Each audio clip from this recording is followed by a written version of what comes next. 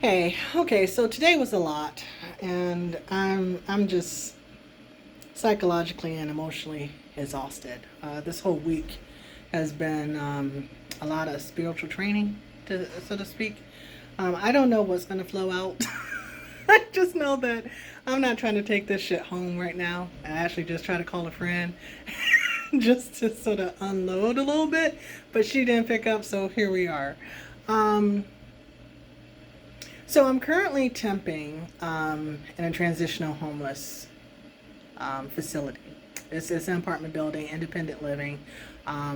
Everyone here was once homeless.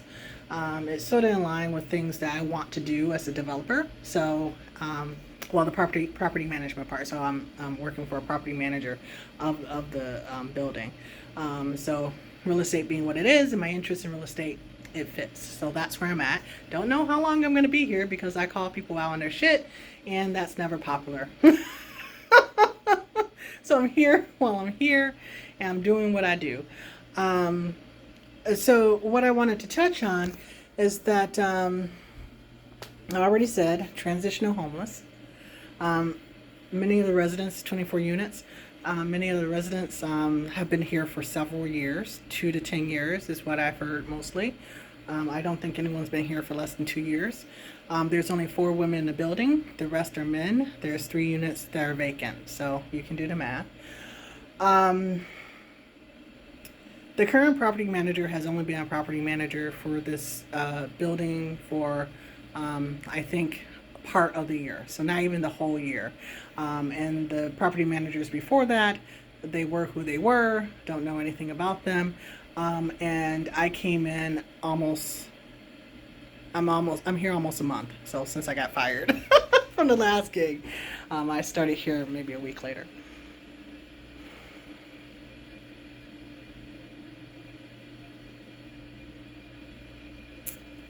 I don't understand how people can expect people to live the way some of these people are living. And like, I just don't understand it.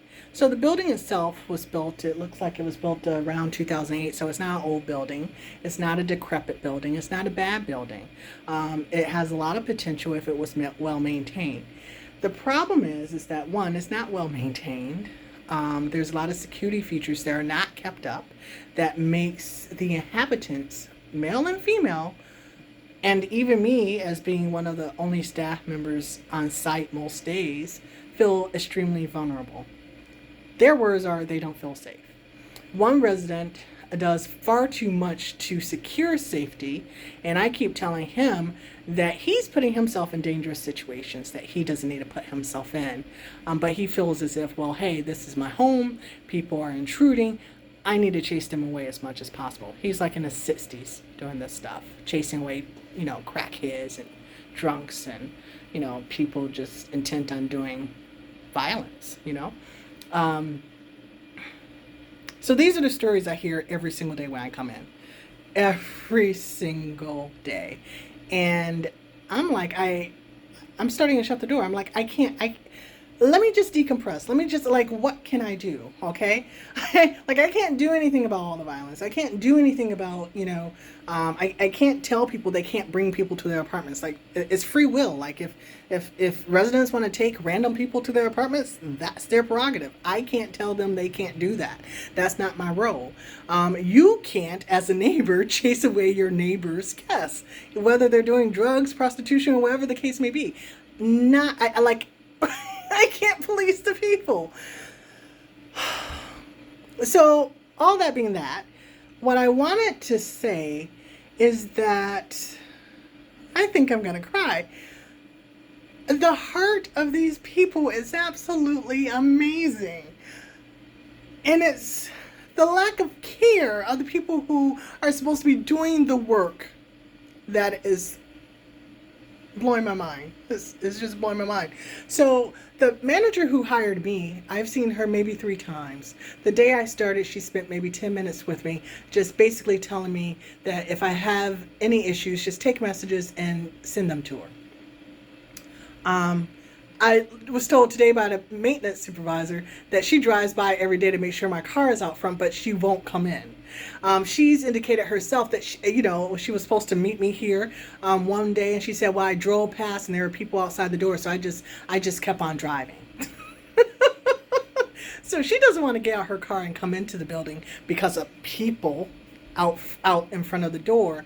But yet at the same time, when I tell her that the residents are concerned about people just coming and going in the building freely, that they're concerned that doors are being left propped open, that anyone could get on the elevator, that the cameras aren't working, that people are trying their doors in the middle of the night, that you name it, that people are banging on their doors and they don't know who these people are. So people are getting into the building, roaming the building, crapping in the stairwells, sleeping in the stairwells, doing whatever they want because basic security measures are not being met. So I'm sharing all this. They know this. I've just been here for a couple of weeks. They know what's up. And they're like, "Oh yeah, oh yeah, oh yeah. Oh, okay. Well, thanks for letting me know." So this woman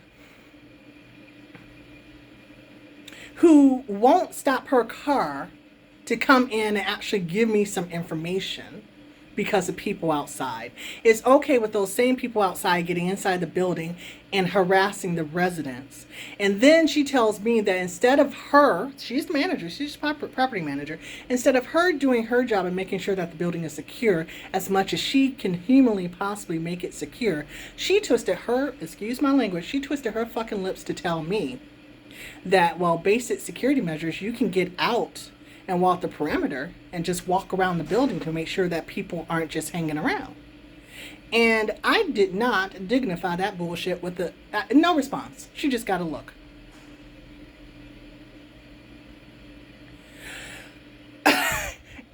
You don't want to get out your car, but you think you hired me to work in the office and you think I'm about to be your security? Y'all know I don't say this often, but bitch, please. You got the wrong fucking one over here. I'm not going to endanger myself. You didn't even tell me what type of danger I'm getting into working in this place. So, so a lot of the people have psychological issues. No one told me. A lot of the people have physical issues. There's a lot of violent speak in this space. I had no idea. I was just hired by a temp firm to show up at an office. And she spent 5 to 10 minutes with me, never once mentioning that, oh, by the way, if someone has a psychotic break, you want to call 211 instead of 911. By the way, this person actually blows up every other day. Don't take it personally. By the way, just warn somebody of the type of mess that they're getting into by saying, yes, I'll take this assignment. On my second day, there was a dead body in the back of the door, in the back of the building. Someone overdosed. And I didn't see it. I don't know what he looked like. I don't know if he was, I'm guessing he wasn't a resident, but I don't go near dead bodies. I wasn't that curious. But the maintenance woman who was here a week or two before me, she was trying to clean up back there and couldn't get the door open. And when she finally got the door open, there was a dead body propped up against the back of the body, back of the door. And apparently, this person had foam coming out of all his facial orifices, the eyes, nose, the mouth. The paramedics were able to resuscitate, but one of the residents said that he later died. So I honestly have not dug into that story because it was just disturbing that this was my second day and this is the place God landed me. So I'm just like, you know what? I'm going to sit in this office chair. This is the office, y'all. I'm just going to sit my little butt, my big butt, my round butt. I'm going to sit my big brown butt right here in this chair. We ain't going outside. We ain't walking around no building. Listen, the only crackheads I know or want to know are those in my family. That's it. I'm done. We don't need to know nobody else. I'm not trying to see no dead crackheads. I'm not trying to see no live ones either. I'm just minding my business in this office, okay? So, I didn't see her for the rest of the week. My first week, didn't see her for the rest of the week. I heard rumors that she was sick in the hospital. She told me that she had an allergic reaction to her medication. And so I'm like, okay, well, I won't bother you. If it's that bad, I don't need to bother you about nothing going on here. When she showed up the following week, I said, well, did you know about that dead body? Because she never reached out to talk to me about what protocols to take in a facility like this when something like that happens. And I was lucky I didn't have to do anything because the head of maintenance was here and social services was here. So there's social services in the building. And they were transitioning people there, and the person who had been here for a number of years was training her new person. And she said, well, protocol is that we never answer any of these type of situations on our own. And she said, anytime that there's a situation on the premises, there has to be a social worker and a property staff member, to check on the situation. And the same thing with entering anybody's apartments. We never enter anyone's apartments alone. That's good to know. Manager didn't tell me none of that. So when she called to check up on me, I said, by the way, did you know about this dead body last week? Oh, dead body. Oh, I know everything that's going on in the building. Well, did you know about that? Oh, well, I think someone told me about it. Are you telling me that so many dead bodies pop up on your property that you don't know if you knew about a dead body just last week? Like, are you kidding me? Okay, so that was, I just dropped it. I was just like, okay, I see why I'm messing with here, and I'm just gonna go ahead and not get fired from this job. That's my main goal. Don't get fired from this job. Keep my mouth closed because people can't stand my mouth. But as hard as I try, this mouth opens up on its own because I just can't stand the bullshit. So anyway, that's just the background. That's just the background. So this is the situation where she's telling me, where she has not prepared me for this environment at all. And she's indicating that she expects me to put my safety on the line, to patrol a property that she did not give me any preparation for, when I'm here alone. I'm here alone most days. And I looked at her, and then I told her, I said, listen, this door has been closed for the last couple of days. That door right there, that's the office door, right there. I said, when they get loud, they get disrespectful, they get whatever, I'm shutting the door. I'm trying not to bring in my mallet. I'm trying very hard not to bring a tool up in here to bang some heads. Because my nonviolent days are pretty much over, but I do try to adhere to them. But LaShonda today is not the LaShonda of 20 years ago. Oh, please, please, please be nice. No, you come one step over that threshold, we boxing. So I told her, I said, listen, one of the residents was tearing up his apartment, and his apartment's right next door to me. So he's kicking doors, punching holes in walls, doing whatever. And so since I guess I didn't get up to go see what he was, on about, because, I've been a babysitter. I know what tantrums are. He decides to bring that bullshit out here into the lobby. And so he goes up to the glass windows. He started punching the windows, and he's kicking in doors, and he's kicking the front door. Now, mind you, I've already told you we have security issues because locks are busting, all this other stuff, and people are concerned about their safety. And here he is, he's busting out more stuff. And I said, Billy, take that back to your apartment. I said, you are not the only one who lives here. And he goes, can't you tell I'm pissed off? Can't you tell? I can tell you pissed off, but I can also tell I don't need to be listening. You don't need to bring it to my space. Take that shit back to your space. So he's Can I tell you, Billy learned how to talk to me after that? Billy actually, the first thing he said when he came out here fussing was, ain't this some, he was fussing because, he lost, this is what he was pissed off about, y'all. He lost his wallet with his bus pass in it. And he had an appointment with his social worker. And so he couldn't get to his appointment because he lost his wallet and his bus pass. And this man came banging on my office door, talking about, ain't this some bullshit? And all these cuss words flowing out his mouth. And yelling at me because he lost his wallet. And I looked at it, I said, excuse me? And he repeated what he said. And I slammed my door in his face. No, you ain't talking to me like that. I don't care what else you have to say. I'm shutting my door in your face. So then he went to punch doors and windows, and I told him to take that stuff back to his apartment because I'm not trying to hear all that.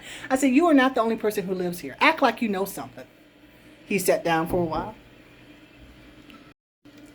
Okay, so I had to take a break because someone's car got stolen, and they wanted to know if they could get a copy of the video. I don't have access to it. I don't know. I said I'll send a message and get back to you or follow up on that on Monday. But anyway, so I was sharing about Billy. So Billy, so that was his first tantrum with me. And, he calmed his nerves and later came back with a respectful tone. Today I came in, Billy was also screaming and throwing his phone, literally slamming his phone down on the ground, talking about this punk ass bitch phone won't work. Billy, not take it to your apartment. Like, no one wants to hear this. Well, can't you tell I'm mad? Obviously, you're mad, but you being mad does not have to be my problem. It's not my issue. Nobody wants to hear this.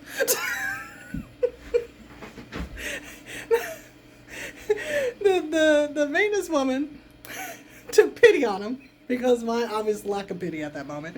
And she went to him and she was like, okay, Billy, let me see this. Let me, she helped him. And she said, I'm just working on my patience. I said, that doesn't mean that you should allow people to speak to you any type of way. I said, the reason he's throwing tantrums is because that's the way he thinks he can get the attention that he wants. And if you continue to give it to him when he's acting like an ass, he's going to continue to act like that. Oh, you're right. This man went out of his way before I left. Say, hi, ma'am. How are you doing today, ma'am? You got plans for the weekend, man? I ain't got no plans, Billy. You have a good weekend. Now, I say that because the maintenance man who's been here for a while, he was here when I snapped on Billy earlier, when he was screaming. And he said, has Billy called you a bitch? I said, no, he ain't. I said, he cursed about something at me, but he ain't called me no names. He said, oh, he goes, the last person, he called her all sorts of bitches. Let that man. Y'all got me messed up. And y'all gonna come to me after the fact to tell me that these people are abusive. Like, are you kidding me? I said, nah, I ain't sitting through no abuse. Y'all got the wrong one for that bullshit. But but another resident came in. He told me yesterday. He goes, you intimidating. I said, I'm not intimidating. He goes, no, you real intimidating. He said, people already started clearing out from in front of the door because they they already peeped your attitude. No, he didn't say attitude. I'm saying attitude. He said they already peeped how you are and you don't take any mess. And I said, well, that's interesting. He said, no, but that's a good thing. That's a good thing, because we don't want them hanging around here like that.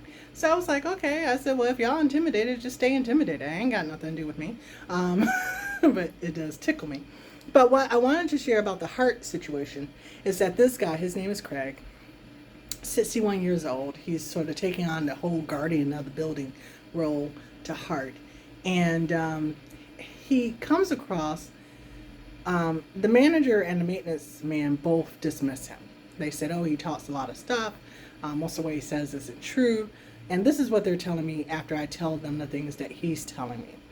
Oh, I don't pay attention to what he says. Now, I'll tell you, nothing he says has proven to be false to me or a ring of a false note. So he might say, oh, I saw all this going on. And I'll be like, right now? No, not right now. Or this week, yesterday, last night. And he'll say, no, not last night, but I'm saying these are things that will happen. And so what the manager and the maintenance guy was saying was like, oh, he'll say something's going on, and it's not going on. He's talking about something last week. Well, did you ask follow-up questions? Like, why are you blaming him for telling you something that happened? It happened. It just didn't happen in the time that you thought it was happening. So they dismiss everything that he says. And that was the first argument I got in with the maintenance supervisor or the maintenance guy, because he's basically telling me, don't listen to anything he says. I said, okay, I hear what you're saying. I know he talks a lot. He burns my ears all day long. It's exhausting, whatever. I said, and a lot of it is unbelievable. I said, but when the things he says are collaborated by other residents, that's cause for concern. So he's saying these things are things that he's observed. Women are coming down and saying, hey, these are the reasons that I don't feel safe in this building because this happened and this happened. And those things that are happening line up with what Craig said, and you're telling me not to believe anything Craig says. So what about the other people who are telling me things, similar things in different times with no one else around? What about that? So, the manager and the maintenance supervisor are still dismissive. They want to argue me down. They don't want to fix doors. They don't want to put locks on doors and fix cameras and make sure key fobs work for the elevator. That's too much work. But they're okay telling me that I need to put my life on the line and my body on the line by walking around this building on my own when I'm here on my own. The residents themselves tell me, and I'm going to have to cut this short because it's getting dark, they tell me not to stay late. They said, you get out of here before 6 because, Craig said it's the Wild West when you leave. And you don't need to be around with all that stuff going on. Can you imagine living in an environment that you call the Wild West and you have no control over it, and the more you try and tell people about something, nothing happens? And so what I wanted to share about the heart is that there's a young man who, I don't know what his demons are, but he apparently kicked in his door, and he hasn't had a lock on his, kicked in his door where a part of the panel on a lock mechanism was broken off, and so the door was unsecured. And he's been having an unsecured door for I don't know how long, for at least a couple months, okay? And unsecured to the point that the people who are getting into the building knows that his door is unsecured, and they just go into his apartment and chill, doing their drugs, doing whatever they do, and all this other stuff, and basically punk him about his stuff, right? So I think someone said he got a job recently, so he's going to work. They know when he's not here, they go up and chill in his apartment. Can you imagine? I would go ballistic. I would lose my mind. But anyway, so this is the situation. Management knows that they're doing nothing about it. So Craig, 61, I asked him the other day, I said, are you a father? I said, because your maternal instincts are showing, right? So he's basically taken this young man under his wing. He went upstairs, was helping the young man clean out his apartment. He put a sort of lock mechanism for a padlock on the door so he can lock it when he leaves. And he's just been trying to do small things to help the guy sort of secure himself in his life and so forth, right?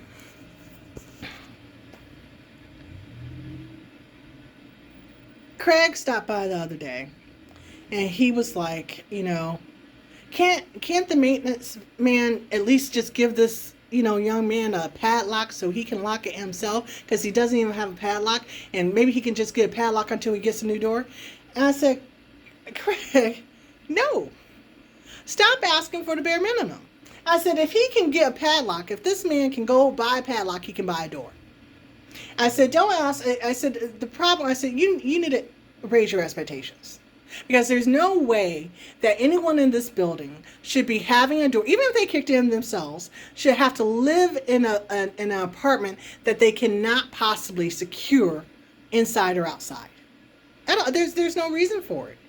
And especially when one of these, either the manager or the maintenance guy, told me that the door was already purchased, and that the only issue was that this man had to pay for his door. So again, he's been without a lock for some months. I have made a call to the corporate office for this property management company my first week about something unrelated. That's another story. Something unrelated. I was basically trying to get access to the desktop because we can't log in, and so I was trying to call the help desk, and you go to one number, it sends you to another number. And so I'm like, listen, I'm just trying to get information on how I can access the desktop and do some work. So basically, I have no desktop, no computer, no computer access, no Wi-Fi, and no telephone. But they wanted an office person. Figure that shit out. So anyway, I'm like, I'm not going to stress. So I'm running these messages. The residents are sharing their concerns. I'm giving them to the manager. I'm following up to the managers. Did you hear this? Did you get this? Did you talk to so-and-so? Did you follow up? Did you get this? And the young man got his door. He got a new door today. So this is my third week. He's been basically unsecure for a couple months. And because I'm running my mouth, he got a door. And can I tell you, this man came down today. He was like, my queen, my queen, my queen. And I'm like, I didn't do anything. All I did was relay messages and tell somebody else who told you that you need to raise your expectations. Don't ask for a padlock when what you need is a door. And don't stop asking until you get what you need. Y'all know I'm revolutionary. I'm going to revolutionize everybody. And he was like, just thank you, thank you, thank you, right? So now I'm talking to these people, and even Craig, he came back today, and he was like, we had a long talk yesterday, and he said something about, and this is where my emotions got all caught up. He was like, you haven't been tainted. That's what he said. And he said, I'm glad that you're doing what you're doing before you get tainted by this place. And I looked at him and said, no, that's not true. I said, I've been tainted. I have been. No, you haven't. You haven't been tainted. You're still a good person. I said, no, I've been tainted. I said, one, I lived in New York for, 16 years. And I came back a completely different person. So I said, add to that, I've been in this world for as long as I've been in the world. So I am not, who I would want to be as far as a pure heart goes. And he goes, no. He said, that may be what it is. He said, but you were, whatever taint you have is still a good taint. he said, because you are still determined to do good for people. And it shows. He said, the people, everybody who was here before you, they're heartless, just heartless. And I said, you know what, Craig? I don't think that they were heartless. I think that they were worn down by the system. And that's what systems do to you. They wear you down. And I said, I can guarantee you that if I keep running my mouth, I won't be here long. Because no one wants somebody in their space who's running their mouth to get things done. I said, so I can assure you that as long as I'm here, I'll do what I can to improve your situation. But at the same time, I don't think I'll last long because I'm doing what I can to improve your situation. And he said, well, I just hope that they, I hope they leave you alone. I hope they leave you alone so you can do what you do. But it just, like, that's such a, he was really upset today because, he had invested all this in a young man who needed the door, right? So he advocated for the young man. And how that turned out was that basically he was down here talking to me about the young man. And I told him that the young man had already had a key. He was locked out of the building. And I said, well, on my first day, he told me he needed a key. I told the maintenance guy, and the maintenance guy told me that he had replaced that key. And so then Craig is doubting the young man, and he's telling the young man that you got me out here speaking out the side of my mouth for you, and, and she said that you already got what you need. And he said, no, I never got that key. He said, well, if you ain't never get that key, you better go talk to her because she thinks you got that key, and that's why she ain't doing nothing else for you. And that young man came down, third week, this is my third week. From the first week was the last time he asked me for a key. So he has been keyless and banging on the door, trying to follow people into this door for 3 weeks. And yesterday he came to me and he said, he said he had never received that key when I asked for it. I said, are you sure? I said, because he told me he gave you a key. He said, no, I never got that key, ma'am. I promise you I never got that key. And I said, okay, I'll follow up with him. And the maintenance guy came back. He was out for a week for COVID. And I said, you told me that you gave 301 a key. He goes, no. He goes, I got the other one a key, but I never got him a key. I've caught him in a couple of misspeakings. Lies. And I said, well, when I asked you, I said there were two people that told me they didn't have keys. You told me you took care of both of them. He goes, no, I took care of the other one. I didn't take care of this one. I said, okay. Well, if you would have been clear that you didn't take care of him, I would have stayed on you for the last 2 weeks. So he needs a key to the building and he needs a new door. That was yesterday. So between me fussing at him and the manager and calling the office, these people are doing shit now. So that young man got a key to the building. He got his new door today. And today I was called a queen. Because nobody wants to hear my mouth. But I'm talking because I'm sick of talking. He stressed me out so much today just fussing at me about what he done told me and knowing he ain't telling me shit. He ain't telling me nothing. And you ain't saying nothing. I'm asking you questions, you're not answering questions. You're saying one thing, you're meaning another thing, all this other stuff. Blah, blah, Skippy, whatever. But Craig, has to go back to Craig. So today he was upset and he was fussing along with Billy. So I had 3 grown-ass men out here screaming in this lobby, screaming and fussing all together. One in the lobby, one down the hall, one on the other side of the hall. And I'm like, this is as soon as I walked in. And I'm just like, not today. I said, they need to go outside and play because this is just too much. So he's up here fussing because he thought it would be wise to take up to this young man who could not even secure his own apartment, a number of bikes to store in his apartment. And he did that yesterday, came back, and the guy had sold one of his bikes. And he's mad because the guy sold one of the bikes. And trying to tell me he's not mad because that happened. I said, okay, but you realize you just gave him temptation. You're mad at him for doing what he does. Okay? So you gave a hustler an opportunity to hustle. And you're mad because he did what he does. Like, do you hear what I'm saying? And he kept on saying, no, he ain't have to do it to me. But you literally gave him temptation. Like, why would you give temptation to this man who has no control? He doesn't know how to take care of himself. He doesn't know, like, just basic things. He lacks knowledge. And his default is to survive. His default is to hustle. And you gave him ammunition with which to go heavy on his default. And you're mad. You're surprised. You're hurt. You know? And so, I ain't hurt. I said, but, okay, so why did you care? I don't care. It's just business. I said, okay, so how was he business? What type of business are you two in together? It's just business. But what's the business? And he said, the only person I listen to is my mama. He was so mad. He was like, 61 years old. Only person I listen to is my mama. And my mama is the only person who I need to listen to. She brought me into this world, and I don't need to listen to nobody else. Okay, you keep on fussing. You came in here to fuss at me about your frustration. So, I'm just saying what I say. And he walked it off a little bit, came back, and he was like, you know what? You right. He goes, you cut deep, though. He said, it's like you don't even... you just go straight to the issue and straight to the point, and you just cut so deep. He goes, I just wasn't ready for it. I said, okay, well, I'll try and take it slow next time. I said, why do I need to sit here and mince words?